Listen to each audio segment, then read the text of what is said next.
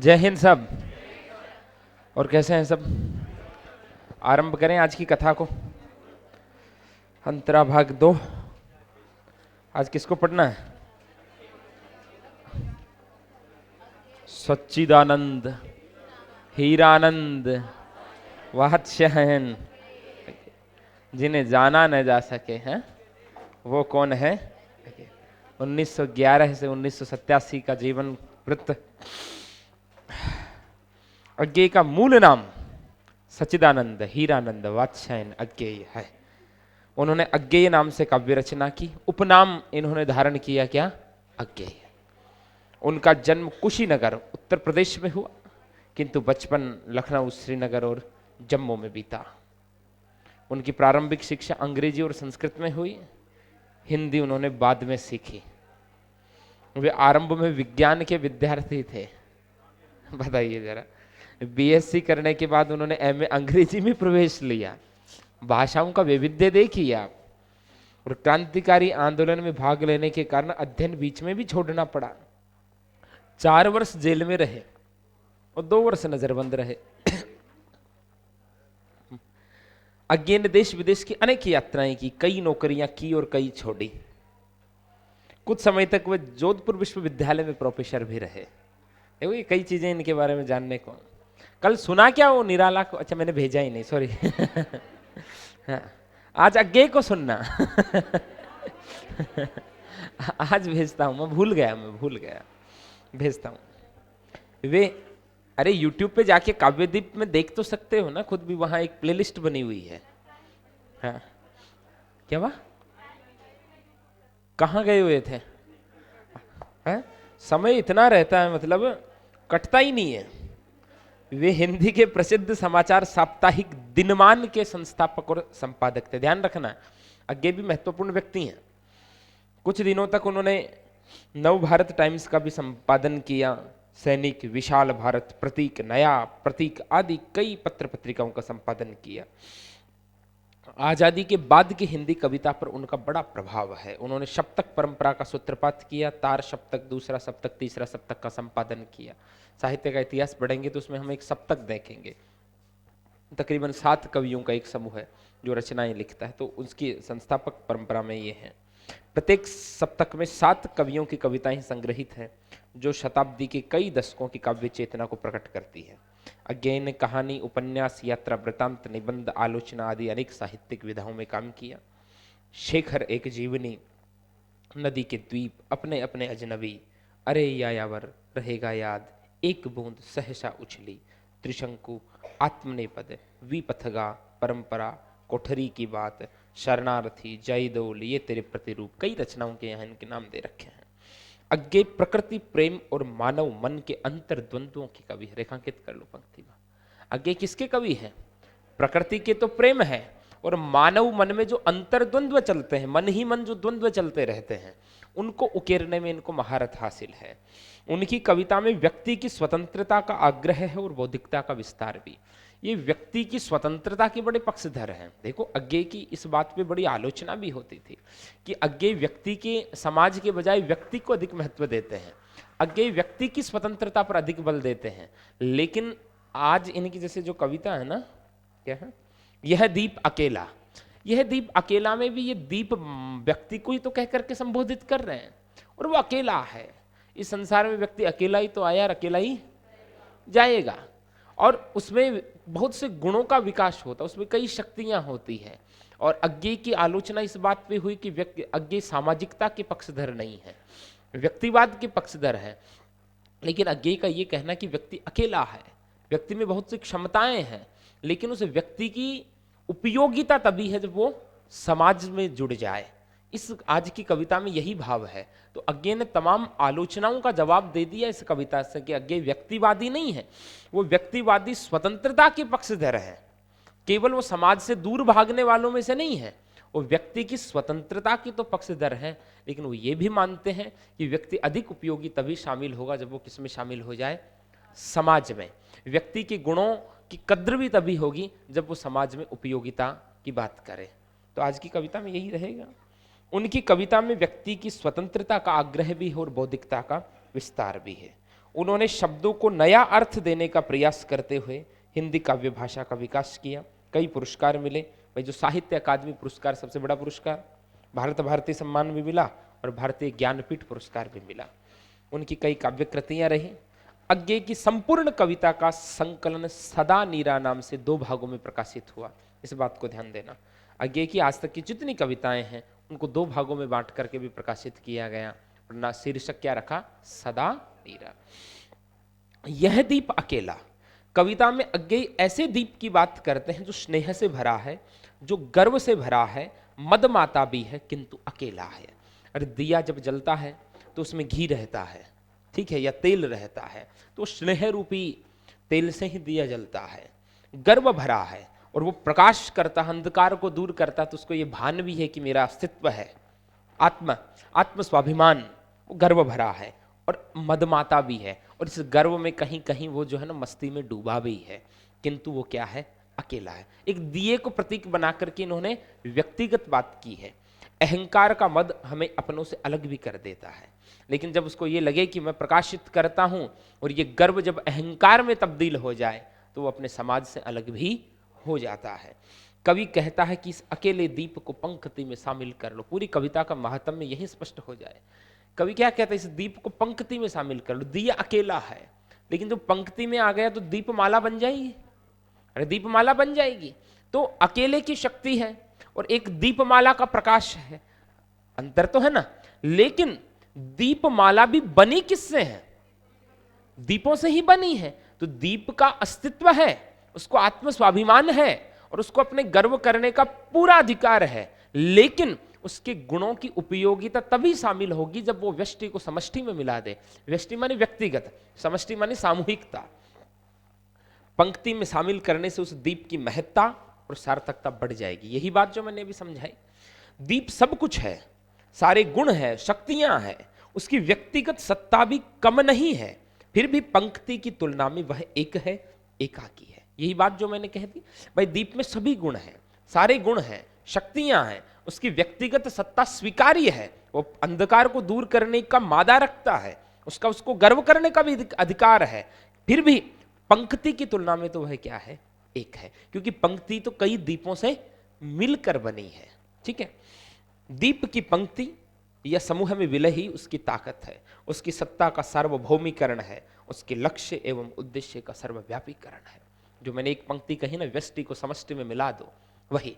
अरे इसको यूं समझिए, आपने जीवन में बहुत कुछ सीखा, समाज में जाकर उसको बांटा नहीं तो उसे सीखने का औचित्य है क्या? नहीं है ना।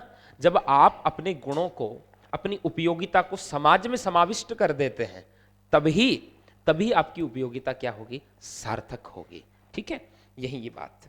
ठीक यही स्थिति मनुष्य की भी है।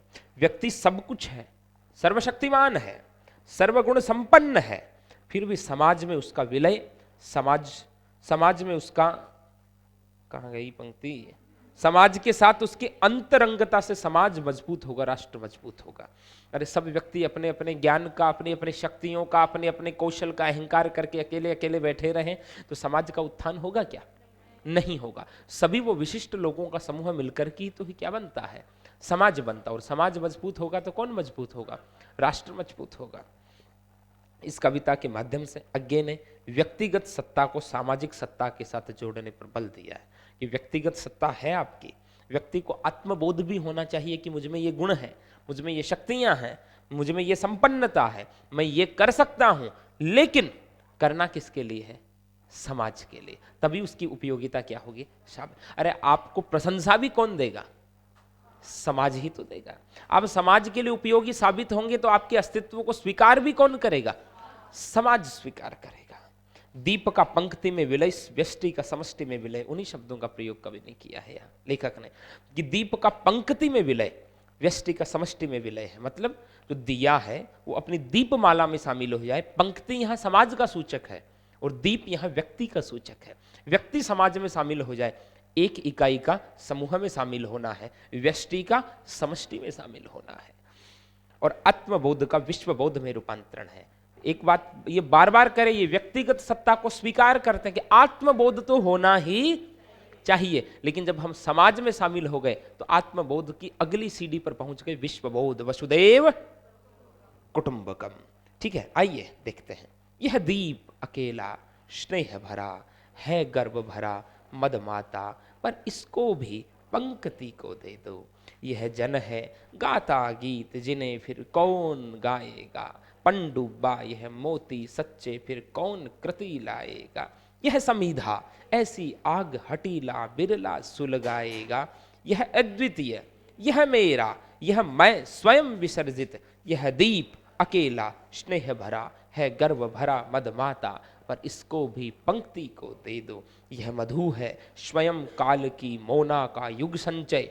यह गोरस जीवन काम धेनु का अमृत पूत पय। यह अंकुर फोड़ धरा को रवि को तख्ता निर्भय। यह प्रकृत स्वयं भू ब्रह्म अयूतः, इसको भी शक्ति को दे दो। यह दीप अकेला स्नेह भरा है, गर्व भरा मदमाता, पर इसको भी पंक्ति को दे दो। यह वह विश्वास नहीं जो अपनी लघुता में भी कांपा। वह पीड़ा जिसकी गहराई को स्वयं उसी ने नापा। कुत्सा अपमान अवज्ञा के धुंधुआते कड़वे तम में यह सदा द्रवित चिर जागरूक अनुरक्त नेत्र उलंब बाहु। यह चीर अखंड अपनापा जिज्ञासु प्रबुद्ध सदा श्रद्धामय, इसको भक्ति को दे दो। यह दीप अकेला स्नेह भरा है, गर्भ भरा मदमाता, पर इसको पंक्ति को। देखो यहां दीप किसका सूचक है? व्यक्ति का, और पंक्ति किसका सूचक है? समाज का। दीप एक इकाई है, पंक्ति मानी अरे दियों की पंक्ति, भाई दीपों के लिए तो दीपों की पंक्ति, और व्यक्ति के लिए क्या हो गया? समाज। यह दीप अकेला स्नेह भरा, यह दीप अकेला है। यहां अकेलापन का मतलब क्या है? समाज से भागना नहीं है, संख्या के दृष्टिकोण से अकेलापन है। एक तो अकेला होता है कि समाज से कट हो गया, समाज से अलग हो गया और अकेला ही कोई कोठरी में पड़ा है, समाज से दूर भागने की प्रकृति। और मैंने कहा ना, अज्ञेय की इस बात पे आलोचना भी होती थी कि अज्ञेय व्यक्तिवादी हैं, लेकिन यहाँ अज्ञेय के अकेलापन का मतलब यह संख्या के दृष्टिकोण से अकेला है, ना कि समाज से हट करके अकेला है। समझ में आ गई? भाई एक दिया है, वो तो है तो अकेला ही ना, संख्या के दृष्टिकोण से अकेला है, और उसकी समस्त वो गर्व से भरा भी है, क्योंकि वो अंधकार को दूर कर रहा है, उसको आत्मबोध है, वो है गर्व भरा स्नेह भरा, और उसमें वो तेल जो है ना, स्नेह रूपी तेल भरा हुआ, वो स्वयं को जला करके प्रकाश कर रहा है, इस बात का उसे गर्व भी है, और इस मस्ती में वह डोल भी रहा है। ठीक है, लेकिन है तो अकेला। और ये जब ये पंक्ति में शामिल हो जाएगा तब इसका अस्तित्व पूरा समाज स्वीकार करेगा, क्योंकि सामूहिकता का बोध होगा, आत्मबोध से विश्वबोध, व्यष्टि से समष्टि। तो यहां दीप सूचक है व्यक्ति का और पंक्ति सूचक है समाज का, कि व्यक्ति में सामर्थ्य है, व्यक्ति में शक्तियां हैं, स्नेह है, वो लोगों को स्नेह बांटता है, उसमें गर्व भी है अपनी कला कौशल का, और इस बात की मस्ती में वह जीता भी है, लेकिन संख्या के दृष्टिकोण से तो वह अकेला है। जब वो पंक्ति में शामिल हो जाएगा, जब वो समाज में शामिल हो जाएगा, यही भाव यहां कवि ने कह रहा कि है यह दीप अकेला स्नेह भरा। ये दिया अकेला है, स्नेह से भरा है गर्व भरा, और इसको गर्व भी है अपने वजूद का, अपने आत्मबोध का। मद माता, मद मानी नशा, और इस बात का हल्का सा इसको नशा भी है कि हाँ जी मैं प्रकाश को दूर कर रहा हूं, मतलब अपने कला कौशल का नशा भी है। पर इसको भी भी का प्रयोग किया है, निपात का प्रयोग, इसमें सब कुछ है, ये सर्वगुण संपन्न है, इसकी व्यक्तिगत सत्ता को हम स्वीकार करते हैं, लेकिन इसको भी किसको दे दो? समाज को सौंप दो, पंक्ति को दे दो, क्योंकि इसकी उपयोगिता तभी सार्थक हो पाएगी। यह जन है, यह दीपक ऐसा व्यक्ति है, गाता गीत जिन्हें फिर और कौन गाएगा। यह कहीं ना कहीं अज्ञेय स्वयं की क्षमताओं की ओर संकेत कर रहे हैं। ठीक है, यह ऐसा जन है, गाता गीत जिन्हें फिर और कौन गाएगा, कि ये ऐसे गीतों की रचना कर सकता है जिसको और कोई रच नहीं पाएगा। ठीक है, पंडुब्बा, यह ऐसा गोताखोर है, पंडुब्बा पानी में डूबने वाला, यह ऐसा गोताखोर है, ये मोते सच्ची फिर कौन कृति लाएगा। और फिर ये जो गोताखोर क्या होता है? समुद्र के तल में उतर करके नए नए मोती चुन करके लाता है। तो यह दीप भी ऐसा गोताखोर है जो ऐसे, ये जो जैसे मोती लाता है वैसे विचारों के मोती, ऐसी कृति, ऐसी रचनाएं और कौन लाएगा। यह जन है गाता गीत जिन्हें फिर और कौन गाएगा, पनडुब्बा ये मोती सच्चे फिर कौन कृति लाएगा। यह कवि ये कह रहे हैं कि ये ऐसा व्यक्ति है जो जैसे गीतों की ये रचना कर रहा है समाज को जगाने के लिए, हर व्यक्ति ऐसी रचना नहीं कर पाएगा। आत्मबोध, ठीक है, ये ऐसे उस गोताखोर की तरह है जो भीतर तक जाकर के नए नए मोती लाता है ना, तो ये भी विचारों के सागर में जाकर के नए नए विचारों के मोती ला सकता है, ठीक है, अपनी क्षमताओं को। यह समिधा ऐसी आग हटीला बिरला सुलगाएगा। समिधा बोलते हैं यज्ञ की लकड़ी को, यज्ञाग्नि प्रज्वलित करने के लिए जो लकड़ियां काम में ली जाती हैं उनको क्या बोलते हैं, समिधा। यह ऐसी वो यज्ञ में अग्नि प्रज्वलन करने वाली लकड़ी है, ऐसी आग हटीला बिरला सुलगाएगा। और ये ऐसा हटीला है, ठीक है, हट पूर्वक ये अपने ज्ञान का प्रकाश कर सकता है। ये आग यहां क्रांति का सूचक भी हो सकती है, क्योंकि स्वातंत्र्य आंदोलन में ये जेल जाने वाले व्यक्ति हैं, जेल में रहे हैं, नजरबंद रहे हैं, तो ऐसी आग हटीला बिरला सुलगाएगा। और इसने हठपूर्वक जो क्रांति की आग लगाई है, विचारों की आग लगाई है, ऐसी आग लगाने में हर कोई सक्षम नहीं होगा। आत्मबोध, यह अद्वितीय, इस जैसा कोई दूसरा नहीं, यह मेरा और यह मैं ही हूं, यह मैं स्वयं विसर्जित, मैं इसमें स्वयं को देखता हूं। इस दीप में, इस पनडुब्बे में, इस समिधा में, इस जन में मैं स्वयं को देखता हूं। यह दीप अकेला, यह दिया अकेला है, स्नेह से भरा है, अंधकार को दूर करने का इसको गर्व भी है, और उस गर्व की हल्की सी मस्ती भी है, पर इसको किसको दे दो, पंक्ति को दे दो। कह दिया ना, खुद की बात ही कह दी ना, कि भाई कहीं ना कहीं ये कह दिए कि भाई जो गुण है वो विशिष्ट है, वो अद्वितीय है, फिर भी उपयोगिता तभी है जब किसमें आ जाए, समाज के लिए उपयोगी हो जाए।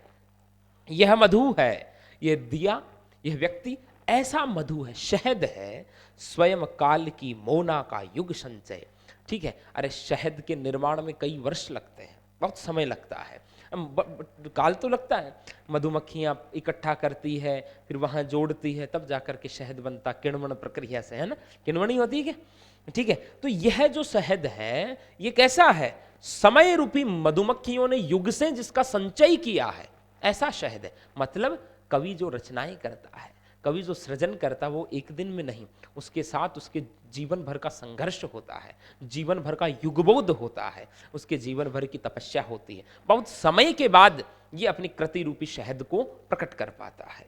यह गोरस है, ये ऐसा दही है, ये ऐसा दही है कि जीवन कामधेनु का अमृत पूत पय, जिसको किससे बना है, जीवन रूपी कामधेनु के अमृत रूपी दूध से जिसको बनाया गया है। जीवन को कवि क्या कह रहा है, कामधेनु, क्या कह रहा है, कामधेनु एक गाय है जो व्यक्ति की इच्छाओं की पूर्ति करती है, जो कहे कामधेनु प्रकट कर देती है। तो ये कहते हैं कि ये जीवन भी उस कामधेनु गाय की तरह है, व्यक्ति की सभी इच्छाओं को पूरा कर देता है।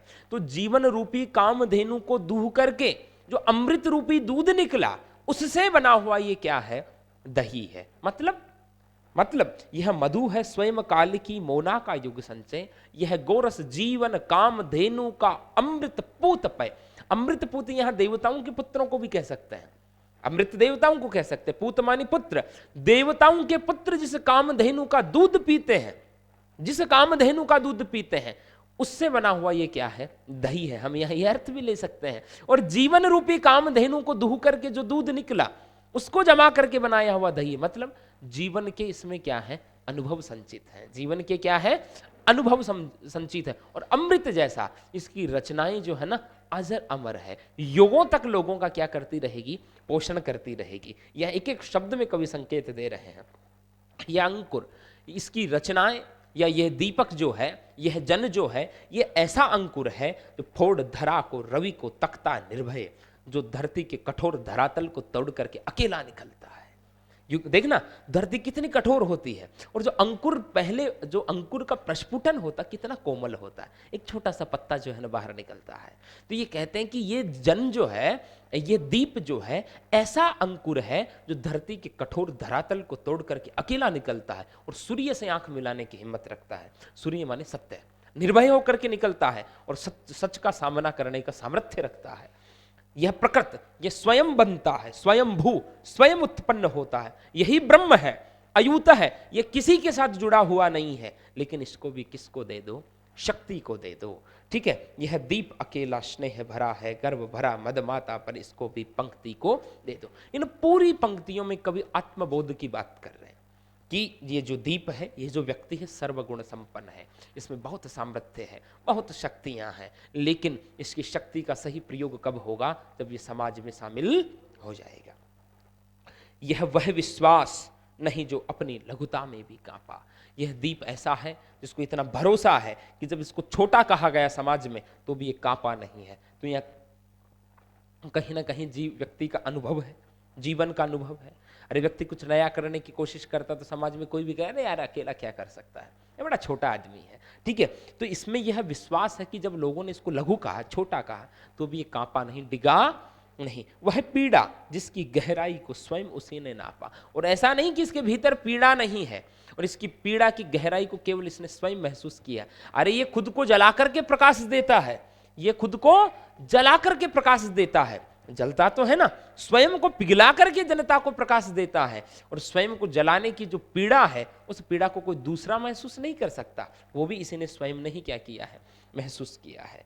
कुत्सा, अपमान, अवज्ञा के धुंधवाते कड़वे तम में यह सदा वह समाज में क्या है?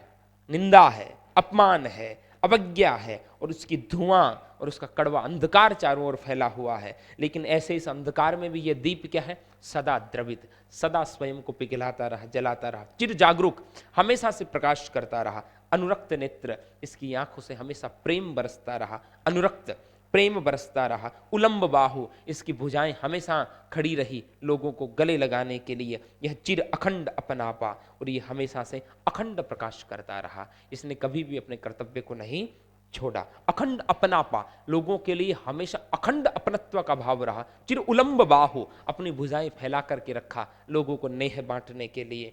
जिज्ञासु, ये हमेशा कुछ नए जानने का इच्छुक रहा।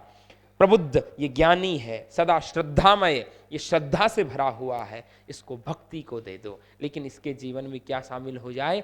भक्ति शामिल हो जाए, अध्यात्म शामिल हो जाए, तो जीवन का क्या हो जाए? कल्याण हो जाए। यह दीप अकेला स्नेह भरा है, गर्व भरा मदमाता, पर इसको भी पंक्ति को दे दो। समझ में आया? एक अलग प्रकार की रचना है और ज्ञान प्रधान रचना है कि ये जो दीप है, दीप व्यक्ति का सूचक है, और उस व्यक्ति की सामर्थ्य की चर्चा आगे कर रहे हैं पूरी कविता में, कि वह उस अंकुर की तरह है जो अकेला धरती को फोड़ करके निकलता और सच का सामना करने का साहस रखता है। यह उस शहद की तरह है जो बहुत लंबी प्रक्रिया के बाद बनता है, बहुत लंबी प्रक्रिया के बाद बनता है। यह उस पंडुब्बा की तरह है, गोताखोर की तरह है, जो सागर की गहराइयों में जाकर के क्या निकाल करके लाता है? मोती निकाल करके लाता है। यह उस लकड़ी की तरह है जो स्वयं जल करके क्या करती है? आग जलाती है। तो इससे सबसे संकेत क्या है? कि ये जो दीप है, ये जो व्यक्ति है, ये सर्वगुण संपन्न है, लेकिन संख्या के दृष्टिकोण से ये क्या है? अकेला है। इसको शक्ति दे दो, इसको भक्ति दे दो, इसको पंक्ति दे दो, इसको समाज में शामिल कर दो, और इसके जीवन में अध्यात्म शामिल हो जाए। ठीक है, और इसका जीवन तभी शक्ति संपन्न होगा, इसकी शक्ति की सार्थकता तभी होगी जब ये समाज कल्याण में उपयोग में आएगा। तो यहाँ ये तमाम प्रतीक जो है, ये संकेत जो है, किसके लिए है? व्यक्ति के लिए है। किसके लिए है? व्यक्ति के लिए है। दोबारा देख लो, एक बार दोबारा बता दो, है ना? थोड़ा सा ये अलग प्रकार की रचना है, आनंद कम है और ऐसे ज्ञान का बोध अधिक है। ठीक है, तो एक बार दोबारा देख लेते हैं। अपने क्या है, अपने को क्या किसी को मोल थोड़ी लाना है क्योंकि ये दीप अकेला नहीं है ये दीप आप सबके साथ है। ठीक है, यह दीप अकेला स्नेह भरा है, गर्व भरा मदमाता, पर इसको भी पंक्ति को दे दो। कि ये दिया जो है ये अकेला है, ये तेल रूपी स्नेह से या घी रूपी स्नेह से भरा हुआ है, और ये अंधकार को दूर करता है। इस बात का इसको हल्का सा गर्व भी है। अरे व्यक्ति को जब तक आत्म गौरव नहीं होता ना, तब तक व्यक्तित्व का विकास भी नहीं होता। लेकिन आत्म गौरव और आत्म अभिमान में भी हल्का सा झीना सा पर्दा होता है। ठीक है, आत्म गौरव कब आत्म अभिमान में बदल जाए, विवेक शून्य व्यक्ति तुरंत उसी स्थिति में चले जाते हैं।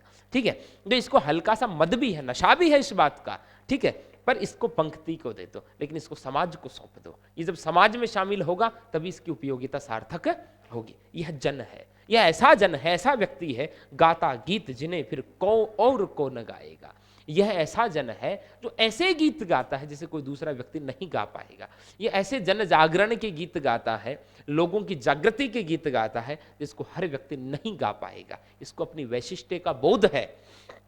पंडुब्बा ये मोती सच्चे फिर कौन कृति लाएगा। ये ऐसा गोताखोर है जो सच्चे मोती सागर के तल से ढूंढ करके लाता है, मतलब जीवन रूपी समुद्र से विचारों रूपी मोती ढूंढ करके लाता है, नए नए विचार लोगों के सामने प्रस्तुत करता है। ये ऐसा गोताखोर है। यह समिधा ऐसे आग हटीला बिरला सुलगाएगा। ये ऐसी यज्ञ की लकड़ी है जो विशिष्ट प्रकार की आग जलाती है, जो बिरले ही हटीले लोग और कुछ ही लोग जला पाते हैं। मतलब ये अपने विचारों की ऐसी आग जला देता है जिसको बहुत कम लोग जला पाते हैं। अरे विचार ही परिवर्तन ला सकते हैं, ठीक है।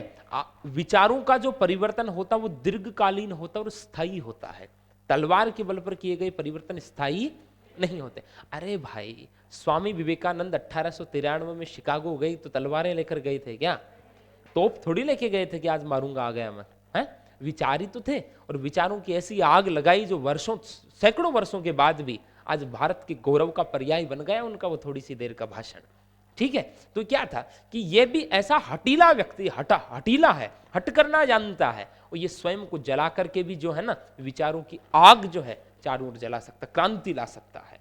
यह अद्वितीय, ये अद्वितीय, इस जैसा कोई नहीं। ये भान आत्मगौरव वाली बात हो गई ना, अद्वितीय, यह मेरा, मुझे लगता है यार ये तो मेरे जैसा है, ये मैं ही हूं, स्वयं विसर्जित। इस दीप में मैं स्वयं को विसर्जित कर रहा हूं, मतलब इन तमाम चीजों में मैं स्वयं को देख रहा हूं। यह दीप अकेला स्नेह भरा है, गर्भ भरा मदमाता, पर इसको भी पंक्ति को दे दो। ठीक है जी, दीप को जन कहा, पंडुब्बा कहा, समिधा कहा। अब आगे क्या कहते हैं? मधु। मधु मानी शहद, स्वयं काल की मोना का युग संचय। जैसे मधुमक्खियां धीरे धीरे, अरे भाई उनके पास ऐसे कोई 2-4 किलो का कोई ड्रम थोड़ी होता जिसको भर के ले आए हैं। एक मधुमक्खी इतनी सी होती, कितना शहद ला सकती। एक बार सोचो उस प्रक्रिया को, कितनी जटिल श्रम साध्य प्रक्रिया होती होगी कि वो छोटा छोटा शहद ला करके इकट्ठा करके पूरा छत्ता भर देती है। ठीक है, तो ये जो मधु है, इसके पास जो मधु है, ये जो शहद है, ये भी समय की मधुमक्खियों द्वारा इकट्ठा किया हुआ, मतलब बहुत लंबे समय की प्रोसेसिंग के बाद में ये जो है काव्य रूपी शहद लोगों को दे पाता है।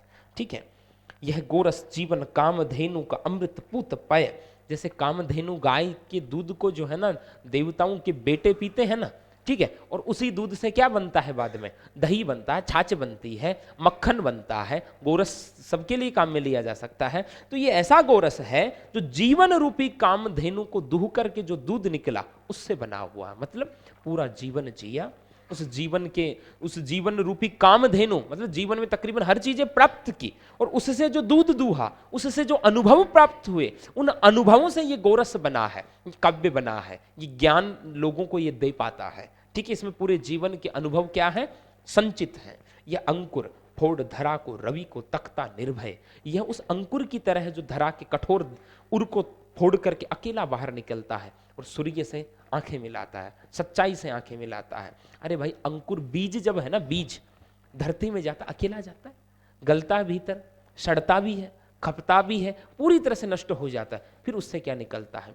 अंकुर निकलता है। तो ये जो विचारों के अंकुर यहाँ कवि के मन में आते हैं ना, उसके लिए बहुत देर तक वो अकेला रहता है। मन में चिंतन की प्रक्रिया ही चलती रहती है, और उन चिंतन की प्रक्रियाओं के बाद एक विचारों का अंकुरण होता है, और बाद में वो समाज की सच्चाई का क्या करता है? सामना करता है। ठीक है, लेकिन ये निर्भय होकर के अपनी बात कहता है। यह प्रकृत, ये एकदम प्राकृत मौलिक है, इसमें कोई बनावटीपन नहीं है। स्वयंभू, ये स्वयं उत्पन्न होता है। ठीक है, ब्रह्म, ये ब्रह्म सदृश है। ये क्या है? ब्रह्म से। अरे ब्रह्म को ही स्वयंभू कहा जाता है, ब्रह्म स्वयं उत्पन्न होते हैं। ठीक है, अयूता है, ये किसी से जुड़ा हुआ नहीं है, इसको भी शक्ति को दे दो। यह दीप अकेला स्नेह भरा है, गर्भ भरा मदमाता, इसको पंक्ति को दे दो। यह वह विश्वास नहीं जो अपनी लघुता में भी कांपा। लोगों ने जब इसके अस्तित्व को छोटा स्वीकार किया, इसको छोटा कहा, इसके अस्तित्व को नकारा, तो भी ये कांपा नहीं। ठीक है, डरा नहीं। वह पीड़ा जिसकी गहराई को स्वयं उसी ने नापा, और इसमें भी एक पीड़ा भरी हुई है, और उस पीड़ा की जो गहराई है इसको केवल ये स्वयं महसूस कर सकता, कोई दूसरा नहीं। कि स्वयं को जला करके दूसरों को प्रकाश देने में एक अलग प्रकार का भाव रहता है, और उस भाव को केवल यही महसूस कर सकता है। किन किन पीड़ाओं की अनुभूति के बाद ये विचारों का प्रकाश निकल पाता है, उसको केवल ये स्वयं जानता है। कुत्सा, अपमान, अवज्ञा की ये जो धुआं है, ये जो अंधकार है, इसमें ये सदा द्रवित, इसमें सदा इसने करुणा बरसाई है, द्रवित होता रहा है, पिघलता रहा है, चिर जागरूक, और हमेशा से ये क्या रहा है, जागरूक रहा है, और लोगों को भी प्रकाश देता रहा है। अनुरक्त नेत्र, इसकी आंखों से हमेशा प्रेम का भाव टपकता रहा है। किसी के कुत्सा, अपमान, अवज्ञा की इस अंधियाले में भी इसकी आंखों से हमेशा क्या टपकता रहा है, नेत्र, प्रेम भाव, मतलब लोगों के लिए स्नेह का भाव रहा है। यह है उलंब बाहु, इसने अपनी भुजाएं सदा लोगों को गले लगाने के लिए फैला करके रखी हैं। यह चिर अखंड अपनापा, इसमें लंबे समय से बिना किसी खंड के अपनत्व का भाव है। इसके अपनत्व के भाव में कभी कोई भेद दृष्टि नहीं आए, सबके लिए सहज समानता का भाव। जिज्ञासु, ये हमेशा जानने को इच्छुक रहा है, प्रबुद्ध, बुद्धिमान रहा है, सदा श्रद्धामय, इसमें सदा श्रद्धा का संपुट रहा है। इसको भक्ति को दे दो, सब कुछ रहा। अब इसके जीवन में क्या आ जाए, आध्यात्मिकता आ जाए, तो जीवन का कल्याण हो जाए। यह दीप अकेला स्नेह भरा है, गर्भ भरा मदमाता, पर इसको भी पंक्ति को दे दो। तो लगता है कि इन तमाम प्रतीकों के माध्यम से कवि ने अपनी क्षमताओं का, अपने आत्मगौरव की बात कही, और अंत में कहा कि आत्मगौरव तभी सार्थक है जब ये समाज के लिए क्या हो, उपयोगी हो। यह दीप अकेला स्नेह भरा मद माता, पर इसको भी पंक्ति को दे दो। मैंने देखा, मैंने देखा, क्या देखा, एक बूंद सहसा उछली सागर के झाग से, रंग गई क्षण भर ढलते सूरज की आग से। मुझको दिख गया सुने विराट के सम्मुख, हर आलोक छुआ अपनापन है उन्मोचन, नस्वरता के दाग से मैंने देखा। बताओ क्या देखा, क्या की थी प्रभु, मैंने देखा एक बूंद सहसा उछली सागर के झाग से। यह बूंद कौन है, व्यक्ति है। सागर कौन है, संसार है। ये यही भाव है। यहां तो देखो कई भाव आ रहे हैं, आने दो। मैंने देखा एक बूंद सहसा उछली सागर के झाग से। सागर मानी समुद्र, हाँ, सागर मानी समुद्र, और यहां भाव किसका है, संसार का। देखो पहली जो कविता है, उस पूरी कविता में कवि आत्मगौरव की बात कर रहे हैं कि नहीं कर रहे। यहां भी वो इसी आत्मगौरव की बात कर रहे हैं कि मैंने देखा एक बूंद सहसा उछली सागर के झाग से। ये समुद्र है, समुद्र में झाग है, उस झाग से एक बूंद उछली। अब वो जब उस समुद्र से जुड़ी हुई रहती है वो बूंद, तो उसको अपने अस्तित्व का बोध भी, उसको लगता है कि यार मेरा क्या अस्तित्व है, इतना बड़ा विशाल समुद्र, मैं क्या। यहां देखो आत्मगौरव का भान सबको होगा, लेकिन वो बूंद अकेली उछली किसी कारण से ऊपर, और उसी समय सूरज ढल रहा था। सूरज का प्रकाश उस पर गिरा और पूरी की पूरी क्या हो गई, प्रकाशित। क्षण भर के लिए ही सही उस बूंद का अपना अस्तित्व था, क्षण भर के लिए ही सही उस बूंद का क्या था, अपना अस्तित्व। वो सभी बंधनों से मुक्त होकर के परम आलोक में विलीन हो गए। आलोक यहाँ परमात्मा का सूचक हो सकता है, सूर्य परमात्मा का सूचक होता है। तो यहाँ ये भाव है कि संसार में जब हम रहते हैं और संसार के मोह माया बंधनों में बंधे रहते हैं, तो हमें स्वयं के अस्तित्व का बोध भी नहीं होता। हम सोचते हैं हमारा क्या अस्तित्व है, लेकिन किसी कारण से क्षण भर के लिए भी हमें हम जब उस परम प्रकाश से युक्त हो जाते हैं, उस परम सत्ता से युक्त हो जाते हैं, ठीक है, तमाम यहाँ के बंधनों से मुक्त हो जाते हैं, तब हमें स्वयं के अस्तित्व का क्या होता है, बोध हो सकता है। अब हम यहाँ ये भी कह सकते हैं कि संसार जो है ना, संसार रूपी सागर, उसके मोह रूपी झागों में जब तक हम डूबे रहते हैं तब तक हमें अपने अस्तित्व का बोध नहीं होता। और जब इस झाग से, जब हम इस मोह से ऊपर उठ जाते हैं और उस परम सत्ता की, उस परम पिता की कृपा हो जाती है, तब ये आत्मा उस परमात्मा में विलीन हो जाती है। अरे ये संसार है, ठीक है, और ये परमात्मा और आत्मा उसकी क्या है, एक बूंदी तो है, और अंत में वो बूंद उसी में क्या होनी है, विलीन होनी है। तो यहाँ कई संकेत कवि एक साथ कर रहे हैं। देखना, मैंने देखा एक बूंद सहसा उछली सागर के साथ झाग से, कि सागर के झाग से एक बूंद अचानक उछली, रंग गई क्षण भर ढलते सूरज की आग से। सूरज ढल रहा था, लेकिन उस सूरज की ढलती हुई आग से भी वो रंग गई और आलोकित हो गई, प्रकाशित हो गई। मुझको दिख गया, और मुझे क्या दिखा, सुने विराट के सम्मुख, जो विराट है, विराट मानी परमात्मा, उस परमात्मा के सामने हर आलोक छुआ अपनापन, कि उसने अपने प्रकाश से मुझे छू लिया है, अपनत्व के भाव से अपना लिया है उन्मोचन नश्वरता के दाग से। उन्मोचन मानी मैं मुक्त हो गया। किससे मुक्त हो गया? नश्वरता के दाग से। संसार में हमें क्या माना जाता है? नश्वर माना जाता है कि कभी भी खत्म हो सकता है ये शरीर, यही तो माना जाता है। लेकिन जब मैंने उस परम पिता का साक्षात्कार कर लिया, उसके अपनत्व रूपी प्रकाश से जब ये बूंद रंग गई, तो मैं नश्वर नहीं, मैं अनश्वर हो गया, क्योंकि मैं अहम ब्रह्मास्मि, मैं ही क्या हूं? ब्रह्म हूं। मैं उस ईश्वर की सत्ता का एक क्या हूं? अंश हूं। तो यहाँ कई संकेत, आध्यात्मिक संकेत भी है और सामाजिक संकेत भी है, दोनों बात समझ में आ गए। तो यह शब्द तो थोड़े थोड़े हैं, लेकिन अर्थ बड़े गहरे गहरे हैं। अरे भाई, हम सब नश्वर हैं, ऐसा मानते हैं कि जीवन कभी भी खत्म हो सकता है, लेकिन जब हम उस परम सत्य को जान लें, तब हमें ये लगेगा कि जीवन तो नश्वर है, लेकिन ये आत्मा तो क्या है? अजर अमर है, और ये उसी परमात्मा का एक क्या है? अंश है। उसी परमात्मा का क्या है? अंश है। ठीक है, परिचय को देखो। मैंने देखा एक बूंद कविता में अज्ञेय ने समुद्र से अलग प्रतीत होती बूंद की क्षण भंगुरता को व्याख्यायित किया है। अरे, समुद्र से अलग बूंद हुई है, क्षण भंगुर, एक क्षण में नष्ट हो जाएगी, वो क्षण भंगुर है। यह क्षण भंगुरता बूंद की है, समुद्र की नहीं। लेकिन ये समुद्र क्षण भंगुर नहीं है, बूंद की क्षण भंगुरता है, इस शरीर की क्षण भंगुरता है। बूंद क्षण भर के लिए ढलते सूरज की आग से रंग जाती है, और क्षण भर का यह दृश्य देखकर कवि को एक दार्शनिक तत्व दिखता है कि विराट के सम्मुख बूंद का समुद्र से अलग दिखना नश्वरता के दाग से, नष्ट होने के बोध से मुक्ति का एहसास है। जब उस हम विराट का हमें बोध हो जाता है, तो हमें इस नश्वरता का जो डर है वो भी क्या हो जाता है? खत्म हो जाता है। ठीक है, इस कविता के माध्यम से कवि ने जीवन में क्षण के महत्व को और क्षण भंगुरता को प्रतिष्ठापित किया। किसके महत्व को? क्षण के महत्व को, कि क्षण भर के लिए वो बूंद अलग हुई, लेकिन उसको भी क्या हो गया? आत्मबोध हो गया। वो भी नश्वरता के दाग से क्या हो गई? मुक्त हो गई। उसको भी ये बोध हो गया कि मैं भी उस परम सत्ता का ही एक क्या हूं? अंश हूं। अरे, जब हम दर्शन पढ़ते हैं, अद्वैत दर्शन, विशिष्ट अद्वैत दर्शन, शुद्ध अद्वैत दर्शन, द्वैताद्वैत दर्शन, अचिंत्य भेदा भेद दर्शन, तो ऐसा ही दर्शन इनको भी आ गया। ये समुद्र है, समुद्र के झागों से एक बूंद उछली। अब बूंद तो क्षण भंगुर है, क्षण भर में नष्ट हो जाएगी, लेकिन उस क्षण में भी ढलते हुए सूरज के आग से जब वो चमकी, तो उसको भी अपने जो नश्वरता का जो डर था ना, वो क्या हो गया? खत्म हो गया। उसको लगा मैं भी इसी का क्या हूं? एक अंश हूं। जब तक वो उससे जुड़ी हुई थी, खुद को क्या समझ रही थी? अपने अस्तित्व का उसको बोध ही नहीं था। लेकिन क्षण भर के लिए अलग हुई, तो उसको वो डर भी क्या हो गया? नष्ट हो गया। तो यह भाव हम ये भी ले सकते हैं कि ये संसार रूपी सागर है, और संसार रूपी सागर के मोह रूपी झागों में जब तक हम पड़े हैं, तब तक हमें निज के अस्तित्व का बोध नहीं होता। लेकिन क्षण भर के लिए भी हम यदि इससे ऊपर उठ जाएं और उस परम सत्ता की हम पर कृपा हो जाए, तो हमें इस नश्वरता का डर क्या हो जाएगा? खत्म हो जाएगा, और हमें यह एहसास होगा कि हम भी उस परम सत्ता का एक क्या है? अंश है। ये बात यह कवि ने कही। तो दोनों ही कविताएं अज्ञेय की ज्ञान, अज्ञेय नाम ही अज्ञेय, जिसे जाना न जा सके। ठीक है, तो अज्ञेय ने ये लिखा। और बोलो भगवान, कहाँ हालत था का है? मैं कल केदारनाथ है क्या?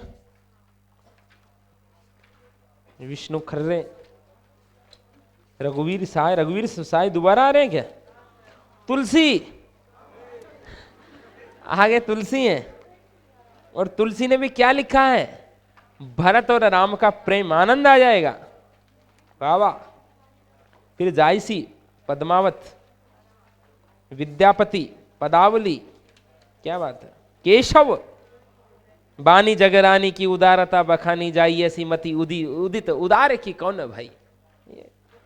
फिर देखो घनानंद, प्रेम की यातना के कवि हैं, प्रेम की, इनको बड़ा यातना मिली, और आज तो प्रेम दिवस ही है।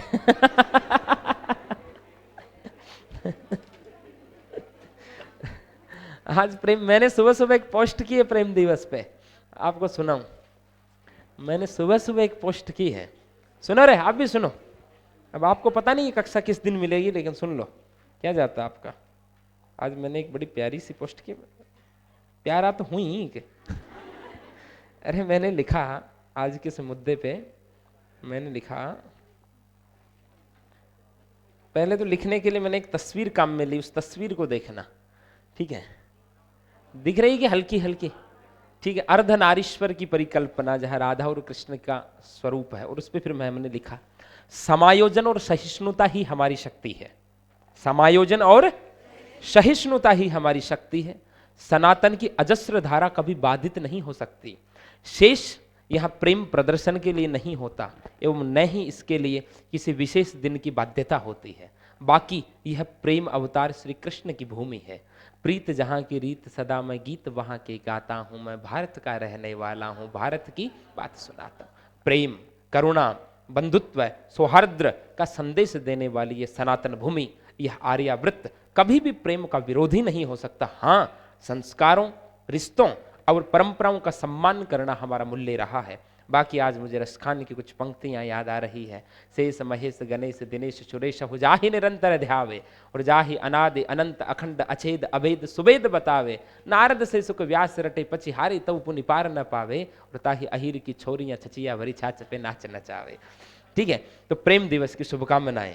वसुदेव कुटुंबकम जैसा मूल्य संस्कृति में शामिल कर, वसुदेव कुटुंबकम जैसा मूल्य संस्कृति में शामिल कर विश्व को प्रेम के सबसे उत्तम स्वरूप का दर्शन इसी सनातन संस्कृति ने करवाया है। गौरव है कि ईश्वर ने इस धर्म धरा पर जन्म लिया। और पूरे संसार को परिवार कहने का जो प्रेम का भाव है वो संसार में अन्यत्र कहाँ, पूरे संसार को अपना कहने का भाव कहाँ है? इसी भारत भूमि पर है। फिर यहाँ कोई कहे कि प्रेम का एक दिवस मनाओ, यहाँ तो पल पल क्या है प्रेम की धारा बहती है।